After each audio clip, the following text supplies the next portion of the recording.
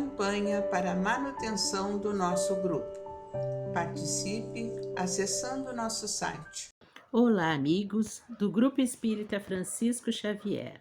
Sejam todos bem-vindos ao nosso canal.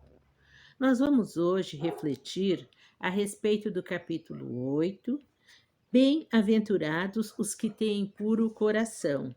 O item é pecado por pensamentos, adultério. Aprendestes que foi dito aos antigos: não cometereis adultério. Eu, porém, vos digo que aquele que houver olhado uma mulher com mau desejo para com ela já em seu coração, cometeu adultério com ela. Mateus capítulo 5, versículo 27 e 28. A palavra adultério não deve absolutamente ser entendida aqui no sentido exclusivo da acepção que lhe é própria, porém, num sentido mais geral. Muitas vezes, Jesus a empregou por extensão para designar o mal, o pecado, todo e qualquer pensamento mau, como por exemplo nesta passagem. Porquanto, se alguém se envergonhar de mim e das minhas palavras, dentre essa raça adúltera e pecadora, o Filho do Homem também se envergonhará dele, quando vier acompanhado dos santos anjos na glória de seu Pai. Marcos capítulo 8, versículo 38. A verdadeira pureza não está somente nos atos, está também no pensamento, porquanto aquele que tem puro o coração nem sequer pensa no mal. Foi o que Jesus quis dizer. Ele condena o pecado, mesmo em pensamento, porque é sinal de impureza. Esse princípio suscita naturalmente a seguinte questão: sofrem-se as consequências de um pensamento mau, embora nenhum efeito produza? Cumpre-se faça aqui uma importante distinção. À medida que avança na vida espiritual, a alma que enveredou pelo mau caminho se esclarece e despoja pouco a pouco de suas imperfeições, conforme a maior ou menor boa vontade que demonstre, em virtude do seu livre arbítrio. Todo pensamento mau resulta, pois, da imperfeição da alma. Mas, de acordo com o desejo que alimenta de depurar-se, mesmo esse mau pensamento se lhe torna uma ocasião de adiantar-se, porque ela o repele com energia. É indício de esforço por apagar uma mancha. Não cederá se apresentar oportunidade de satisfazer a um mau desejo. Depois que haja resistido, sentir-se-á mais forte e contente com a sua vitória. Aquela que, ao contrário, não tomou boas resoluções, procura a ocasião de praticar o mau ato, e se não o leva a efeito, não é por virtude de sua vontade, mas por falta de ensejo. É, pois, tão culpada quanto o seria se o cometesse. Em resumo, naquele em que sequer concebe a ideia do mal, já há progresso realizado. Naquele a quem essa ideia acode, mas que a repele, há progresso em vias de realizar-se. Naquele, finalmente, que pensa no mal, e nesses pensamentos se compraz, o mal ainda existe na plenitude de sua força. Num, o trabalho está feito, no outro, está por fazer-se. Deus, que é justo, leva em conta todas essas gradações da responsabilidade dos atos e dos pensamentos do homem.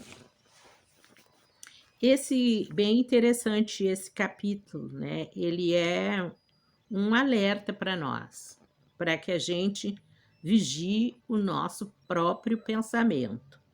Jesus diz aqui assim: aprendestes que foi dito aos antigos. Quem são estes antigos, né? Jesus aqui, ele se refere a Moisés e aos profetas, porque quando Jesus veio, ele disse que ele não tinha vindo destruir a lei, apenas ele daria seguimento, ele cumpriria a lei. E quando a gente vê aqui, não cometereis adultério, esse é um dos 10 mandamentos que Moisés recebeu no Monte Sinai. Ele estava a caminho, levando o povo em meio ao deserto, e subiu ao Monte Sinai, onde ficou 40 dias, 40 noites, orando, jejuando, se purificando para receber as tábuas da lei. Que lei era essa? Era as leis de Deus, a lei de Deus, os 10 mandamentos. Então, quando a gente vê aqui, não cometereis adultério, é um dos 10 mandamentos que foi recebido por Moisés. Então, e Jesus, o que que ele faz? Ele acrescenta, ele não destrói aquilo que já foi dito antes da chegada dele. Ele acrescenta: eu, porém, vos digo que aquele que houver olhado uma mulher com mau desejo para com ela, já em seu coração cometeu adultério com ela. Nos passando, né, nos ensinando que por pensamento nós também podemos ser responsabilizados. Antes a gente entendia que nós só seríamos responsabilizados se nós fizéssemos, se nós agíssemos. E agora Jesus acrescenta: pensar no mal também nos traz responsabilidade. E Kardec comenta aqui que existe como que uma gradação. Existem pessoas que não pensam no mal, simplesmente são tranquilas. Essas pessoas, elas já vieram com um progresso, elas já têm um progresso. Em compensação, tem outras que pensam no mal e repelem aquele mal. E o ato de repelir o mal é uma ajuda. Mesmo pensando no mal, é uma ajuda porque ela repele com força de vontade, e demonstra que é um progresso que está em vias de se fazer. E quando ela faz, né, ela repele esse mal, ela se fortalece. E quando ela vence, ela se fortalece. Quando ela consegue repelir aquele mal, ela sai fortalecida. Então, é muito importante que a gente atente para isso. Não deixar que maus pensamentos se criem, façam ninho na nossa mente. Que a gente esteja sempre criticando aqueles pensamentos que chegam até nós.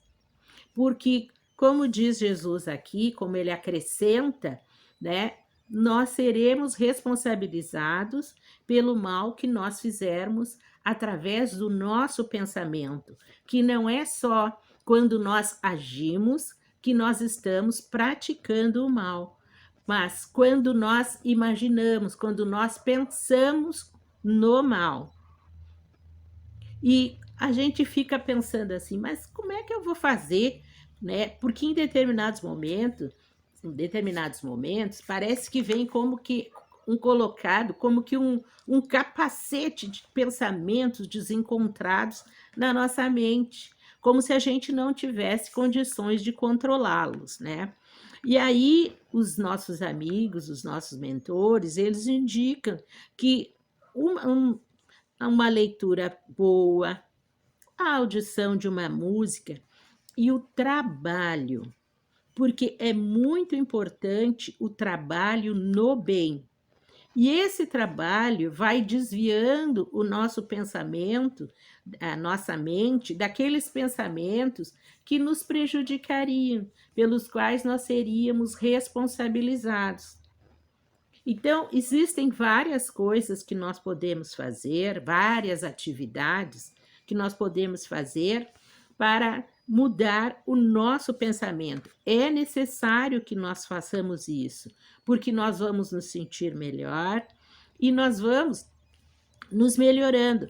Nós vamos fazendo aquilo que os nossos amigos nos indicam que é a nossa melhora íntima. Nós vamos nos melhorando, vamos nos sentindo melhores, vamos nos sentindo mais fortalecidos para vencer as dificuldades que são normais. Afinal, nós vivemos num mundo de provas, de expiações, onde o mal ainda campeia.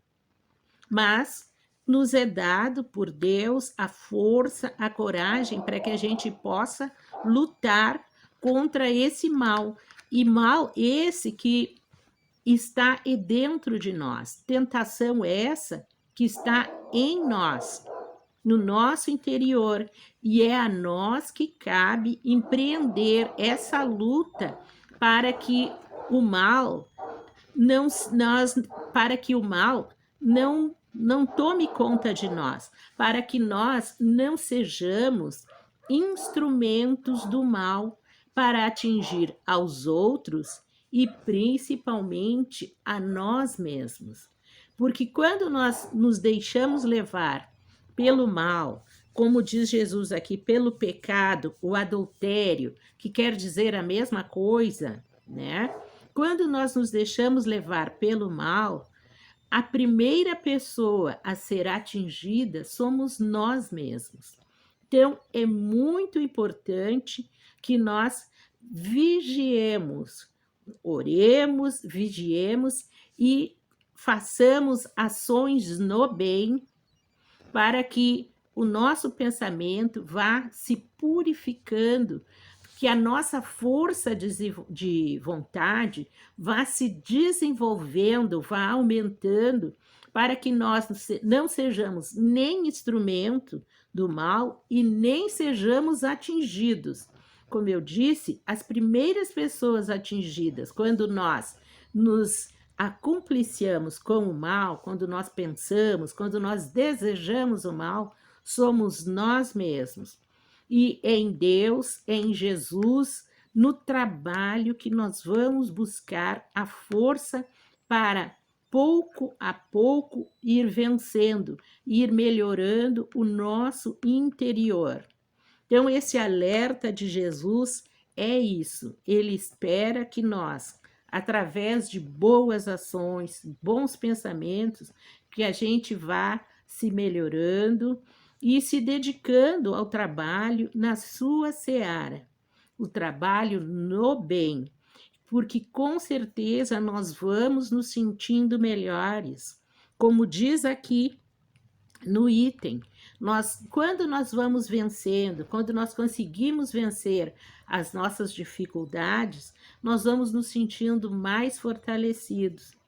E é com Deus, com Jesus, que isso vai se realizar, colocando os ensinamentos que Jesus foi instrumento para nos trazer. Nós vamos, então, passar para as irradiações, as preces e irradiações. Preces e irradiações. Irmãos, vamos unir nossas almas confiantes para dedicar nosso pensamento e sentimentos fraternos para quem precisa, quem está carente de saúde e de paz. Convidamos todos os irmãos a manterem seus corações e pensamentos vibrando nas preces que faremos a Deus a partir deste momento, em favor daqueles a quem endereçarmos nossas vibrações. Prece para os enfermos. Neste momento, uma corrente de vibrações em benefício de nossos irmãos enfermos que se encontram em nossas casas, hospitais, casas de caridade e demais locais onde se acham passando por dolorosas provações. Senhor, pedimos alívio para estes irmãos, que o teu infinito amor permita que os divinos mensageiros possam deles se aproximar, suavizando-lhes o sofrimento. Senhor, se as tuas leis permitirem, que possam recuperar a saúde e tenham muita coragem e esperanças sob a tua misericórdia infinita. Prece para os desencarnados. Pai, lembramos com muito carinho dos nossos irmãos desencarnados, pedindo tuas bênçãos a estes irmãos queridos, que possam despertar para a realidade espiritual sob a luz da verdade e do teu sublime amor. Que se esclareçam, se libertem de todas as perturbações, reanimem-se e progridam, envolvidos na força da tua amorosa proteção. Prece para os lares. Pai, precisamos que o teu amor ilumine os nossos lares, afastando as trevas da incompreensão, dos vícios, do sofrimento, das perturbações espirituais. Ajuda-nos, Pai, a compreender que somos todos teus filhos, formando uma família com quem temos a necessidade de aprender a amar, auxiliando-nos uns aos outros. Que em nossos lares reine a harmonia e a paz sob as tuas bênçãos divinas. Prece para a paz no mundo. Em ti, Senhor, está a força suprema do bem e da paz que governa o universo. Abençoa os dirigentes de todas as nações, especialmente os do nosso país, que saibam governar bem sob a tua proteção no sentido da ordem e da fraternidade universal. Prece de encerramento. Graças, Senhor, por estes momentos felizes e pela assistência amorosa dos bons espíritos. Abençoa-nos, seja feita a tua vontade. Despede-nos na tua paz. Assim seja. Campanha para a manutenção do nosso grupo. Participe acessando nosso site